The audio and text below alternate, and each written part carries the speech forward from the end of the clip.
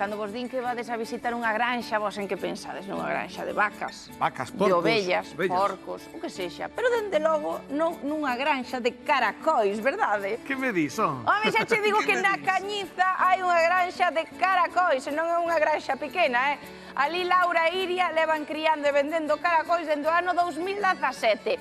Comezaron cunha extensión duns 700 metros cadrados aí no seu invernadoiro, pero agora, claro, a demanda era tal que tiveron que ampliar o chiringuito. Agora teñen invernadoiros de 3.700 metros cadrados e moito ollo que lles fai falla porque que venden 1 millón de caracois ao ano. Eu nunca tal vira, Espiño. A ver, Rocío, eu confío moito en ti porque temos aquí escrito... Home, a ver. 3.700 metros cadrados, 1 millón de caracois ao ano, é moito... Unha granxa de caracois. Unha granxa de caracois, aí os ves. Mira, mira as imaxes, aí están, no invernadoiro. É verdade que hai que abrir a mente, os tempos van cambiando, é o que hai. Nós hoxe quixemos ir a esa granxa, por suposto que sí, e Iria vainos amosar como son os caracois, como os crían, que comen, porque me chaman a atención que eu de pequeniño sempre collía algún. Ai, a mí encanta. Sei que lles gusta moito o penso e ollo, os tréboles. Pero a mí o que máis me interesa, sobre todo, é como se comen eses caracois, tanta tonelada de caracol que sai aí. Pois atendede ben, toma de nota porque o mellor estamos falando do novo marisco.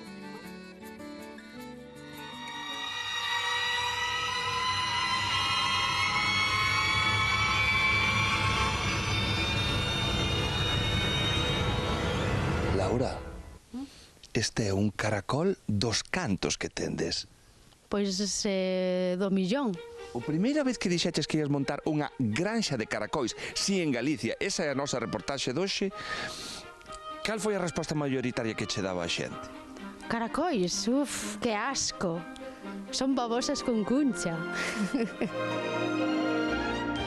Como unha granxa de vacas, unha granxa de cabras. Temos un registro sanitario, unha trazabilidade, pois igual que unha vaca ou unha ovella ou calquer outro tipo de animal. E cal foi o clic que vos dixo o caracol?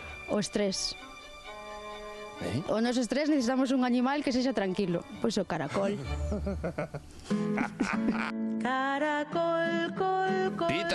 Pitas. Veña, que hai que comer. Que roe esta xente? Que roen os caracois? Unha mestura de cereais, trigo, millo, cebada, con bastante carbonato cálcico. Tamén se apoian pois no propio trébol. É dicir, eles van a buscar as propiedades que lles fan falta para a súa correcta alimentación, pois a vegetación que lle temos plantada. Sí, son rápidos para comer, non son tan lentos.